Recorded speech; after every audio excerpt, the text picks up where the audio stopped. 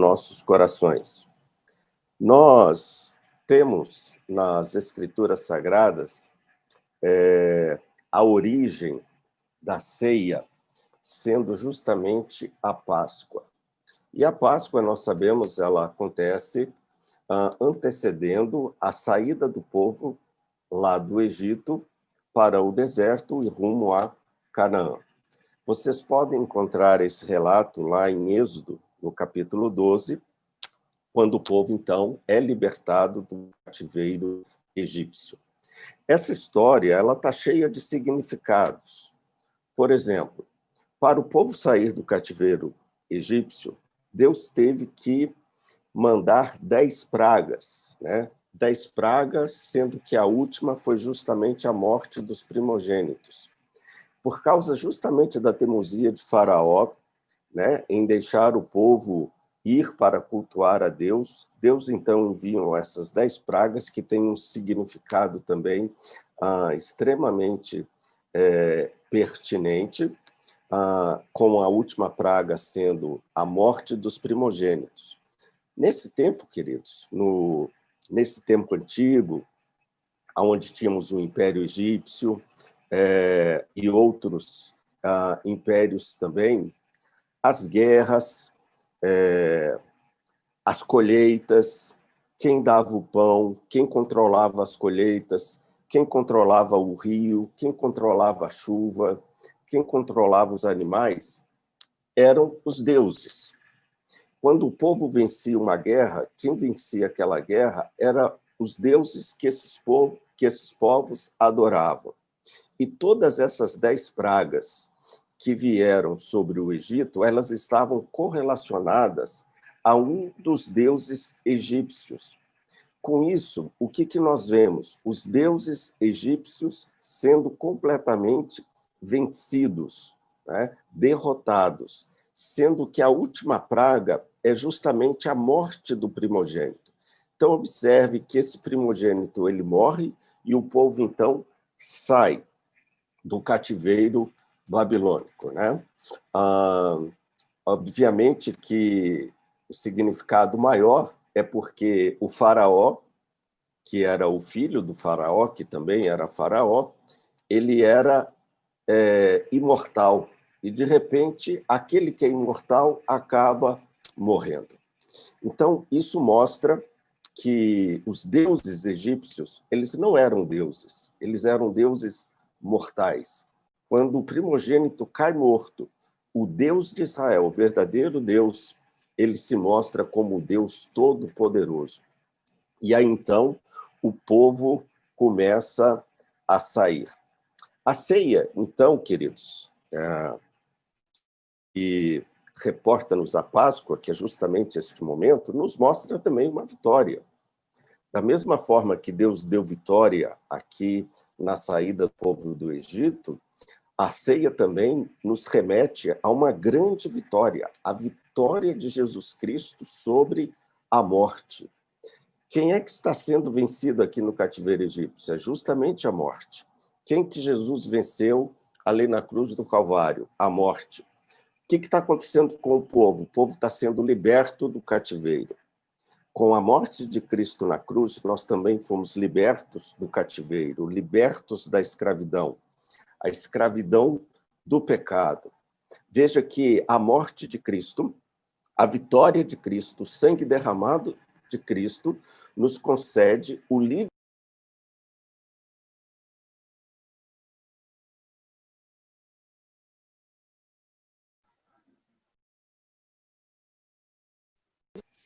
Ativa o som do senhor de novo.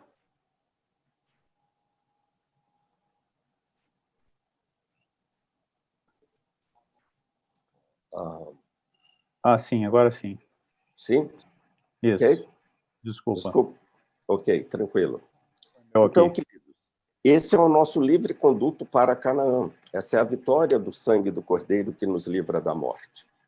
Esse é o grande significado da Páscoa, que apontava para o sangue de Cristo, que nos livrou da morte, nos libertou e nos conduz a Canaã celestial. Eu fico imaginando esse povo todo, a Bíblia fala que eles eram 600 mil pessoas, só daqueles que pegavam nas armas e guerreavam. Então, imagina, 600 mil pessoas, cada um com uma esposa, já vai para 1.200.000. Cada casal tinha aí uma média de 6 filhos, eles tinham vários filhos. Então, imagina a multidão de gente. Era, de fato, de verdade, um país, aproximadamente, alguns falam, entre 3 milhões a 6 milhões de pessoas. É muita gente, né? É como se um país inteiro estivesse saindo do cativeiro ali do Egito.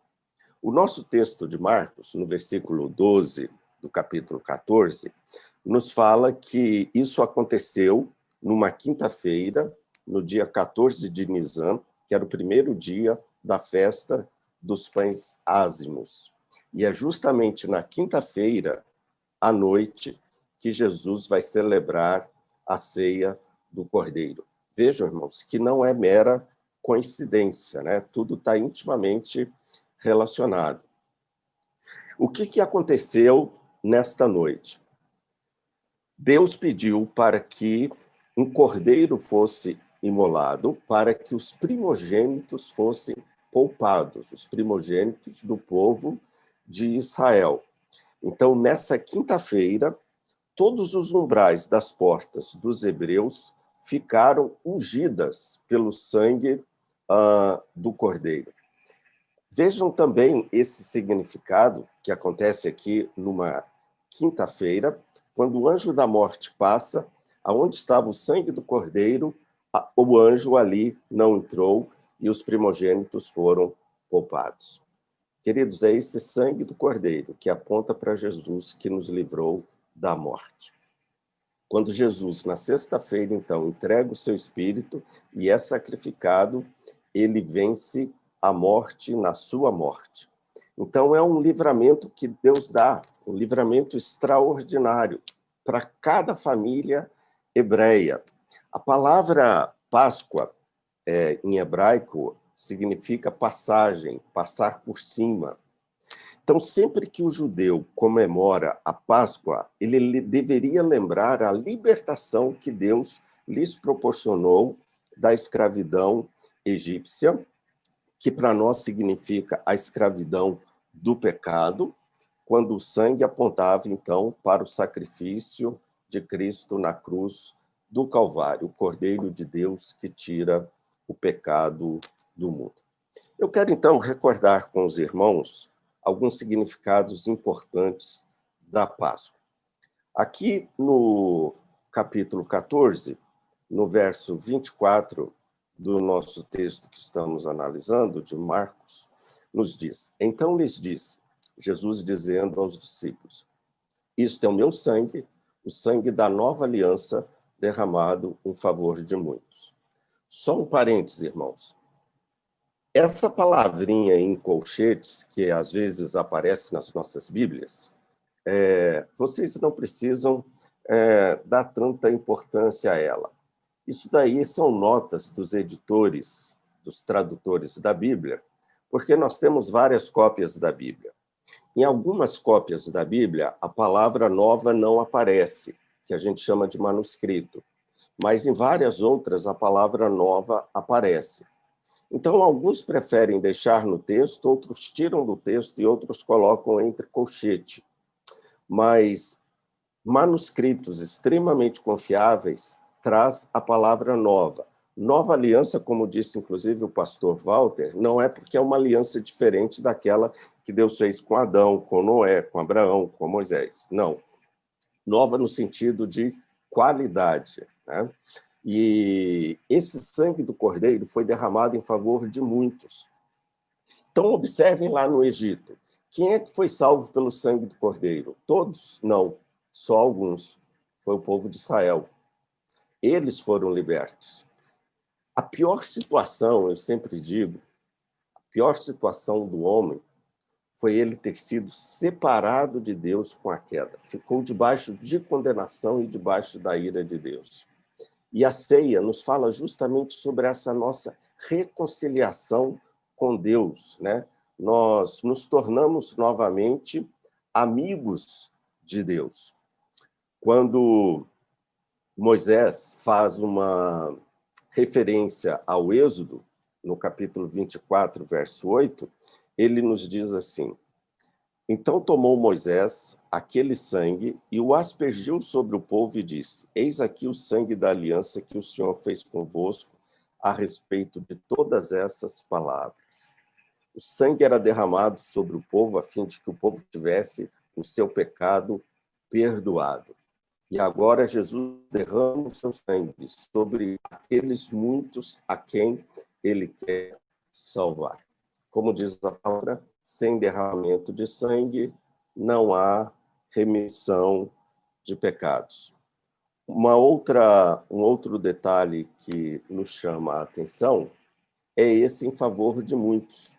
Lá em Isaías 53, quando Isaías fala do sacrifício do servo sofredor em nosso favor, fala que o servo, ele entregou a sua vida em favor de muitos, não de todos. Isso aqui quer dizer que Jesus ele morreu por aqueles que ele quis salvar. A pergunta que a gente faz é a seguinte: todas as pessoas são salvas? Não. Jesus morreu por todas as pessoas? Bem, se Jesus morreu por todas as pessoas, todos deveriam ser salvos. Se todas as pessoas não são salvas, então logo Jesus não morreu por todos. Porque senão o sacrifício de Cristo ele não teria sido eficaz para salvar a todos. Por que só alguns se salvam? Aí é que está o detalhe. A morte de Cristo na cruz do Calvário, ela foi substitutiva, ela foi vicária. Jesus ele morre no lugar daqueles que ele quis salvar. Jesus ele morre no nosso lugar, ele morre por nós, em nosso favor. E a palavra favor aqui é a palavra graça.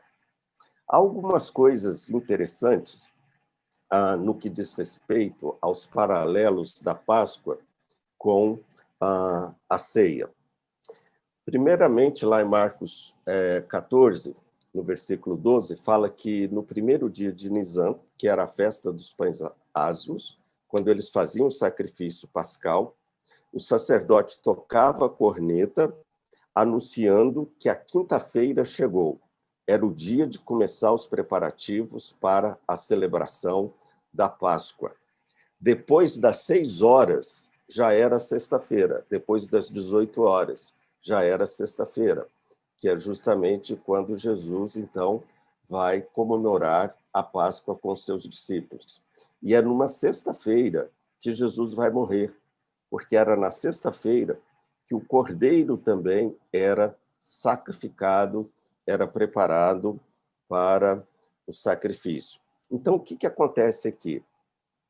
As trombetas do templo soam, e quando a trombeta do templo soa, ela está anunciando o ocaso do sol, porque quando o sol se punha, já era o novo dia. Né? Então, aí temos a quinta-feira surgindo, e a quinta-feira inteira eles começavam a fazer o preparativo da Páscoa para a sua celebração à noite. Isso corresponde mais ou menos ao nosso calendário 22 de março a 25 de abril, que é a época que a gente comemora a Páscoa. O que foi feito nesse dia? Jesus mostrou com detalhes aonde ele queria que a ceia fosse celebrada. O versículo 15 diz assim: ele vos mostrará um espaçoso cenáculo, mobiliado e pronto, ali fazei os preparativos. O cenáculo ficava justamente num lugar no sobrepiso das casas, né? E tinha uma escadinha exterior, que é por onde eles tinham acesso a esse grande cenáculo, e depois de subir, eram umas escadas de pedra, tinham acesso a um terraço que era banhado de sol com essas clarabóias. A gente sabe que não tinham luz elétricas, mas eles tinham clarabóias, né? O sol batia por meio dessas clarabóias feitas de vidro, então banhava aquele lugar, e à noite as lamparinas, obviamente, eram acesas. Então nós tínhamos aí um grande salão com uma mesa no centro, e o cenáculo todo recoberto de vidro. Esse cenáculo ele era chamado de anaigon. Anaigon é como os gregos chamavam. Por que a gente chama de cenáculo? Porque é a palavra latina, cenaculum, né? Conforme os latinos diziam. Aqui, então, uma outra figura do cenáculo, que foi preservada na história, provavelmente foi um lugar como esse que Jesus celebrou a última ceia junto com os seus discípulos. E ali, então, o que nós vamos ver? Nós vamos ver uma mesa ao centro, os discípulos reclinados em almofadas, grandes almofadas que ficavam ao redor da mesa, apoiando, então, os seus braços em cima da mesa. Eram largos divãs que existiam, sempre tinha uma toalha alvejante sobre a mesa, com franjas vermelhas que roçavam o chão. Isso daqui era a preparação para a ceia legal, que tinha todo um ritual de pratos, de taças. O cordeiro branco, que era imolado, tinha que ser um cordeiro branco, macho, sem defeito nenhum, um cordeiro de 1 ano, então era um cordeirinho mesmo. E esse cordeiro ele era assado ao fogo vivo e ele era suspenso pelos espetos de romãzeiras, sem quebrar nem o osso do cordeiro poderia ser quebrado. Isso nos reporta, inclusive, ao Cordeiro de Deus, Jesus, de quem nem o osso, né, sequer foi quebrado. Logo após esse momento, o que nós tínhamos nesta refeição? Então, observem aí que nós temos alguns pratos aí interessantes nessa refeição, que é justamente os pães ázimos, matzá. Os pães ázimos quer dizer pães sem fermentos, né? Os judeus também chamam de biscoitos, né? De farinha de trigo sem fermento, representava o quê?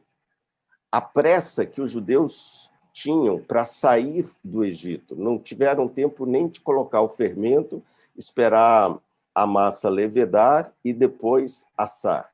Então, isso é emblemático. Além do pão asmo, eles tinham um molho avermelhado chamado harosete. E esse molho avermelhado, cor de tijolo, adobe, era preparado a partir de uma fórmula muito minuciosa. Tinha amêndoas, tâmaras, figos, e eles eram molhados num fio de vinagre. Lembrava o quê? Esse molho vermelho? Lembrava justamente os tijolos que eles tinham que fabricar para as construções egípcias. Muitos arqueólogos têm descoberto construções egípcias que remontam ao tempo que o povo hebreu trabalhou lá no Egito, há aproximadamente 2.000 a 3.000 anos antes do próprio Cristo.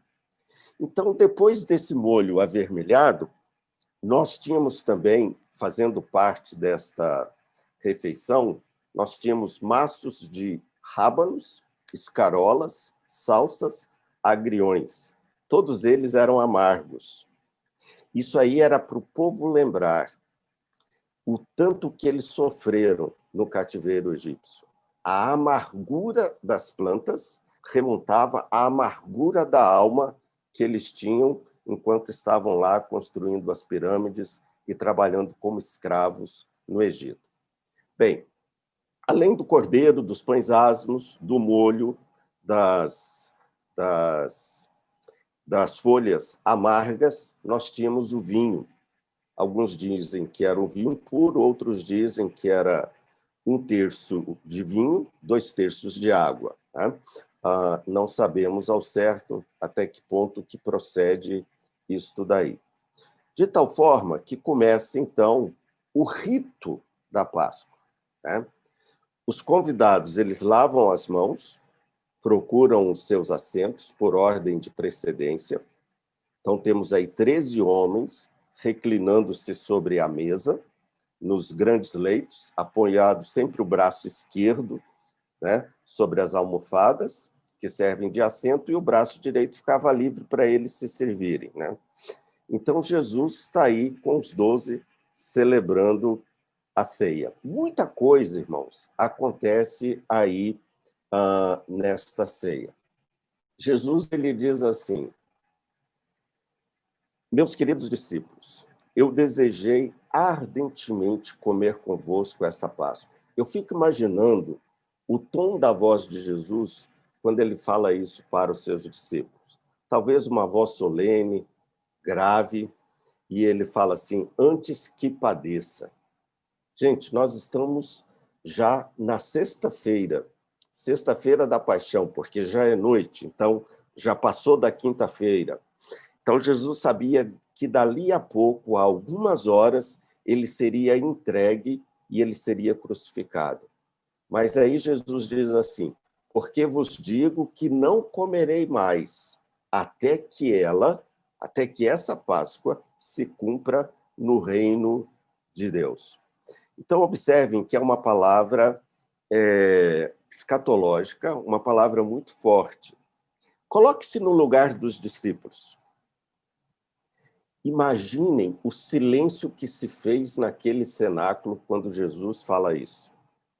Talvez medo, apreensão sobre o que iria acontecer daqui a alguns instantes.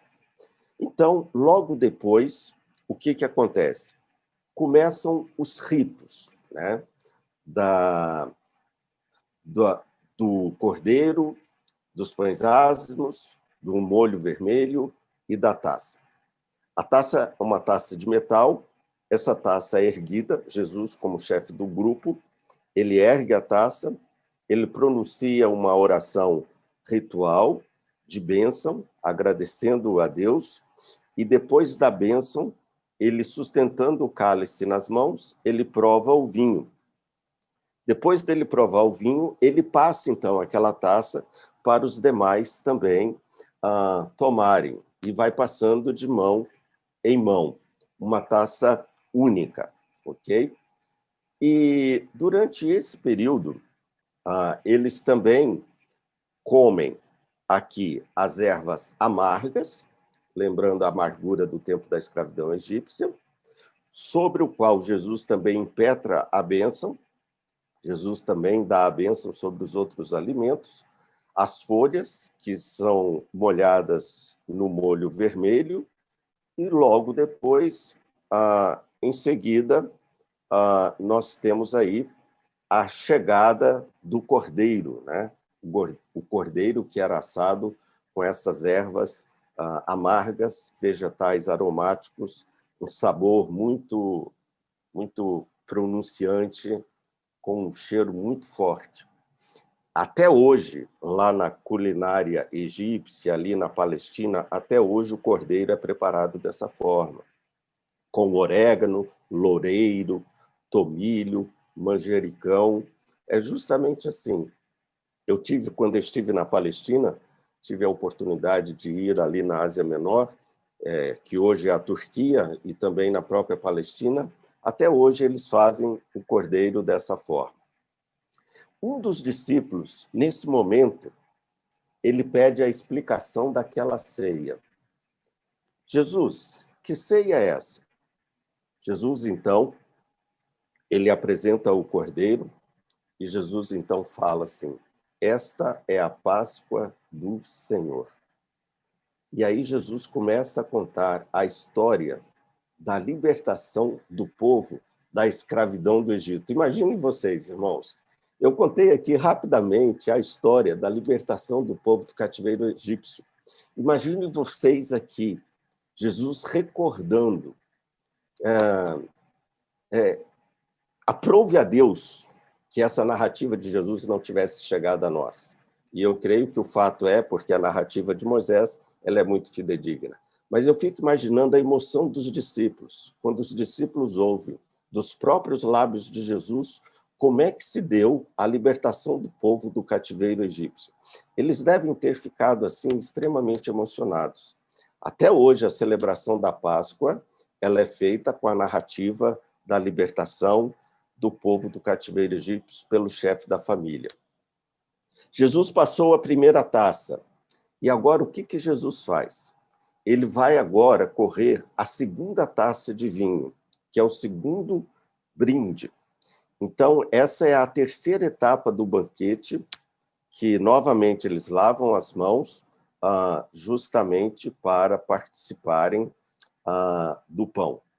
Jesus, então, toma o pão nas suas mãos, sem fermento, é o pão asmo, ele parte, dá a bênção, molha o pão no molho, e ele, então, distribui o pão, dando o pão para os seus discípulos. O pão cor de tijolo, e os discípulos comem. Aí Jesus fala, e aqui eu vou adiantar um pouquinho, é justamente nesse momento, vamos ler aqui o relato de Lucas. Jesus toma o pão, havendo dado graças, o parte e o deu aos discípulos, dizendo: isto é o meu corpo, que por vós é dado, fazei isso em memória de mim. Semelhantemente, ele toma o cálice depois da ceia, dizendo: este cálice é o novo testamento no meu sangue, que é derramado por vós. Novo testamento, nova aliança. Ok? Ele abençoa o cordeiro, corta o cordeiro em pedaços, e a cada um também ele dá uma parte. Tá? Foi justamente nesse momento, irmãos, que Jesus molha o pão, que ele fala que um dentre os discípulos iria traí-lo. Eu vou voltar a esse assunto, mas só para os irmãos lembrarem. É justamente neste momento. Jesus, então, fala, olha, aquele que eu molhar o meu pão e der, esse é aquele que vai me trair. Durante a Páscoa, eram cantados alguns hinos que nós chamamos de Halel. O que é o Halel? Hal é louvar, El a Deus, aleluia. Halel vem na nossa língua, aleluia, quer dizer, louvado seja Yahvé, louvado seja Deus. Durante a Páscoa, eles cantavam o Salmo 113 até o Salmo 118. Olha que interessante. Na primeira parte da Páscoa, eles cantavam o Salmo 113 e o 114. Aí, no final da Páscoa, eles cantavam o Salmo 115 até o 118. Vocês viram aí o último versículo, verso 26? Diz assim, ó, tendo cantado o hino, saíram para o Monte das Oliveiras. E aí, então, eles iam cantando enquanto eles caminhavam. Este era um costume dos judeus que é preservado até hoje. Nesse Halel, passava-se a terceira taça, né? A terceira taça, que é quando eles cantavam o Salmo 113 e o Salmo 114. O que diz esses salmos? A abertura do Mar Vermelho e a abertura do Rio Jordão para o povo entrar em Canaã. Passagem do Êxodo. Olha que coisa interessante, queridos. A palavra de Deus é maravilhosa. Essa terceira taça era chamada Taça da Bênção. E junto com a Taça da Bênção vinham os hinos e assim, logo depois da meia-noite, a festa terminava e eles saíam. Então vamos ver isso tudo aqui. Antes deles saírem, o que acontece? Depois de Judas já ter sido denunciado por Jesus, a sessão do lava-pés, né? Um momento de humildade, onde Jesus lava os pés dos discípulos. Eu não vou entrar aqui em minúcias de detalhes, mas eu quero dizer apenas o seguinte. Jesus vai dizer, no reino de Deus, quem é grande é aquele que serve. No reino de Deus, a autoridade não é estabelecida a partir de uma força de poder, mas a autoridade é estabelecida a partir de um coração que serve um ao outro. Ceia significa isso, irmãos. É eu servir um ao outro. É eu lavar os pés do outro. É eu ser o servo do outro.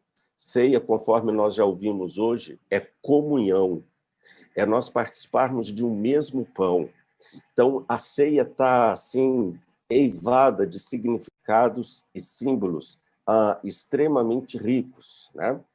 Então, logo depois desse momento que Jesus lava os pés dos discípulos, então, eles se levantam, Jesus provavelmente dá as últimas ordens, e saem cantando para o Monte das Oliveiras, que é aonde nós vamos encontrar ali o Jardim do Getsêmani, aonde Jesus vai orar com lágrimas, né? Vai orar com muitas lágrimas, os discípulos vão dormir, e nesse momento Jesus vai dizer: Pai, se possível, passe de mim esse cálice. Contudo, não seja feita a minha vontade, mas a tua vontade. E o cálice aqui, nós sabemos, era o cálice da morte de Cristo. Nesse momento, então, Jesus acaba de orar, os soldados romanos chegam ali no Jardim do Getsêmani. Judas, ele dá um beijo em Jesus para distinguir Jesus dos demais. Lembre, é à noite, não tinha luz elétrica. Como é que os soldados romanos iam saber quem é Jesus? Todos usavam uma roupa praticamente parecida, então precisava de ter um sinal. Isso mostra, irmãos, que Jesus, ele não usava indumentárias diferentes, mas ele usava uma indumentária comum que todo mundo usava. É nesse momento também que Pedro corta a orelha do soldado Malcolm, e depois Jesus a recoloca no lugar, e Jesus fala: olha, o meu reino, ele é tomado não por espada, é um reino espiritual, é diferente. Logo depois disso, as lições que nós tiramos daí, e aqui a gente já vai para as nossas conclusões, e eu vou deixar vocês fazerem algumas perguntas. Daquele instante que Jesus sai ali do cenáculo, vai para o Getsêmani, ora, os soldados o prendem e os levam a Anás e a Caifás. Ali Jesus é julgado pelos representantes religiosos e depois mandado para Pilatos e mandado para Herodes, aonde ele é também julgado. O Cordeiro de Deus que tira o pecado do mundo. Já estou concluindo, tá, irmãos? Paulo ele vai dizer que Cristo é a nossa Páscoa e Jesus Cristo foi sacrificado por nós. A Páscoa, na verdade, ela acaba com a cruz de Cristo, né? A festa pascal, ela apontava para o futuro. Quando esse futuro chega na pessoa de Jesus Cristo, na sua morte na cruz, esse rito hebreu, ele acaba, ele não faz mais sentido. Agora a ceia é uma nova instituição, algo inteiramente novo, relembra justamente o evento do Calvário e remonta também aquilo que nós vamos experimentar na era vindoura, porque devemos celebrar a Páscoa até que Jesus volte. Então, eu concluo com essa parte aqui. Um alimento que aponta para a glória eterna, quando estaremos para sempre com o nosso Senhor e Salvador. Nós temos um chat aí, irmãos, e eu queria que o João Paulo me ajudasse. Quem quiser participar com alguma pergunta, fique à vontade, tá? Marcos 14, 25 diz assim: em verdade vos digo que jamais beberei do fruto da videira até aquele dia em que hei de beber novo no reino de Deus. Olha que coisa interessante, já são meio-dia, mas eu já estou acabando. A palavra maná, que é o alimento, quer dizer o que é isso. Maná é uma palavra hebraica, quer dizer o que é isso. E lá em João 6, 27, João fala de Jesus como sendo a comida, como sendo o pão, seu sangue como sendo a nossa bebida para a vida eterna. Trabalhai não pela comida que perece, mas pela que subsiste para a vida eterna, a qual o Filho do Homem vos dará, porque Deus o Pai o confirmou com seu selo. Qual é a comida que subsiste para a vida eterna? O maná que não se desfazia era o maná do sábado, do Shabá. O que é o Shabá? O Shabá é o nosso descanso eterno. É a comida para a nossa vida eterna. É a comida para a nossa alma. Então, quando ele fala a comida que perece, é a comida do domingo até a sexta-feira. Mas a comida do sábado era justamente a comida que não perecia, a comida do Shabá. E olha, o Filho do Homem vos dará. Isso é graça, é favor não merecido. Aí você pega o texto paralelo de Apocalipse 2,17. O que diz? Quem tem ouvidos, ouça o que o Espírito diz às igrejas. Ao vencedor dar-lhe-ei do maná escondido. O que ficava dentro da arca? As tábuas do mandamento, a vara de Moisés e o maná. Eu não sei como é que o maná ficava lá dentro, mas nós temos justamente isso, o maná escondido. Bem como lhe darei uma pedrinha branca e sobre essa pedrinha escrito um nome novo, qual ninguém conhece, exceto aquele que o recebe. E aí você tem Apocalipse 19, 9, que foi lido hoje, diz: bem-aventurados aqueles que são chamados para as bodas do Cordeiro. E acrescentou: e essas palavras são verdadeiras palavras de Deus. Alimento para a alma, irmãos. O que alimenta o corpo não é o mesmo que alimenta a nossa alma. Mas assim como o nosso corpo precisa de alimento para nos sustentar, a nossa alma também precisa do alimento espiritual. Sem o pão material, nós morremos. E sem o pão espiritual, nós definhamos espiritualmente e morremos espiritualmente. Por isso que a ceia do Senhor é um alimento para a nossa alma. É graça de Deus que é conferida a nós. Alguém disse que o sangue, o vinho e o pão é o delicioso sabor do céu, né? Então, tão certo quanto o pão é partido e o cálice nos é dado, Jesus também dá o seu corpo para morrer na cruz e verter o seu sangue para nos remir, nos perdoar e nos dar a vida eterna. Essa é a última parte, que é a parte que eu mais gosto, quando Jesus diz: desta hora em diante não beberei desse fruto da videira até aquele dia em que hei de beber novo convosco no reino do meu Pai. Jesus não bebeu a quarta taça. Olha que coisa interessante. Provavelmente Jesus bebeu só até a terceira taça, chamada taça de ação de graças. A quarta taça, Jesus está dizendo que é a taça da consumação. Isso significava que Jesus iria tomá-la no futuro, junto com seus discípulos, quando viesse o seu reino. É como se Jesus estivesse dizendo: olha, jamais beberei até que. Isso daqui era um voto de jejum que os judeus faziam. Era um voto de abstinência. Quer dizer, eu vou jejuar até que isso aconteça. Jesus está dizendo: olha, eu vou entrar em jejum até que eu venha buscar a minha igreja. Até que eu traga a minha igreja para as bodas do Cordeiro. Jesus está dizendo: não vou comer este alimento até que a minha volta aconteça. Que coisa maravilhosa, irmãos. Jesus ele fez um voto de que a volta dele seria certa, de que ele iria se encontrar novamente com o seu povo, né? De que o banquete celestial, as bodas do Cordeiro, o pastor Walter já pregou, é uma certeza, é uma esperança que nós temos da vida eterna, da volta de Jesus. E a gente sabe que na tradição judaica, hebraica, o reino de Deus ele era acostumado a ser retratado como um grande banquete, que são as bodas do Cordeiro, da qual um dia nós iremos participar, né? A vinha sendo uma metáfora da salvação, né?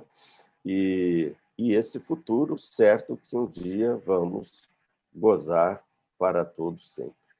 Então lembre que a ceia nos lembra esse paraíso. Tome e coma. Adão e Eva tomaram e comeram do alimento errado. Ficaram sob condenação. Agora Jesus fala: toma e come. o alimento para a vida eterna. Um teólogo italiano, Alessandro Pronzato, no seu comentário de Marcos, ele diz: a última ceia recria o paraíso de delícias, restaura a vida, enquanto Eucaristia e comunhão. A ceia aponta para o céu é a festa de Deus preparada para os seus santos. Amém. Queridos, então era isso que eu tinha para compartilhar com vocês. Esse alimento para a alma, a celebração da nova aliança, a nossa reconciliação com Deus e a esperança da vinda do reino de Deus.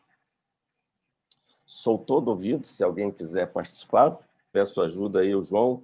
Desculpe, irmãos, ter me delongado um pouco. Nosso tempo é curto. Não temos perguntas aqui no chat. Se alguém quiser fazer pergunta agora, podia abrir o microfone e fazer a pergunta. Isso. Pode ser. Pode fazer a pergunta, Diogo. Bom dia, reverendo Marcos, tudo bem? Bom dia, Diogo. Só um momentinho, por favor. Pronto. Melhorou o áudio? Melhorou. Então, com relação a essa questão do fruto da vida eterna que Deus nos privou no Éden de comer, a conversão seria esse novo fruto da vida eterna, então? Sim. Poderia ser considerado? Exatamente. Veja que Adão e Eva, eles não comeram do fruto da árvore da vida.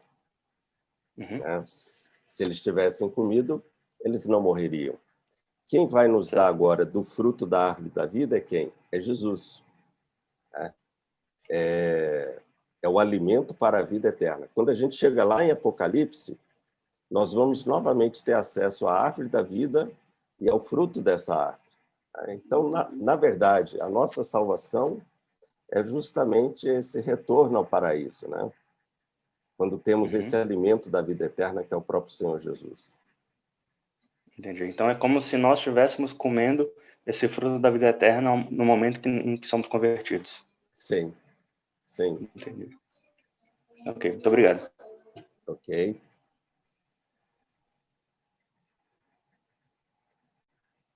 Mais alguém, queridos? Todo mundo com fome, né? Tá certo. Qualquer coisa, vocês têm meu e-mail, estamos aí à disposição dos irmãos, tá? Deus abençoe vocês, tenham um ótimo domingo, um ótimo almoço aí com a família, certo? Shalom. Fiquem na paz de Jesus. Alexandre, obrigada pela aula. Amém, querida. Prazer, a satisfação. Quero agradecer ao João Paulo. Obrigado, viu, João Paulo, por todo o apoio aí, pela sua dedicação. Muito obrigado. Obrigado. Gente, Shalom. Fiquem com Deus, então. Shalom. Obrigado. Amém.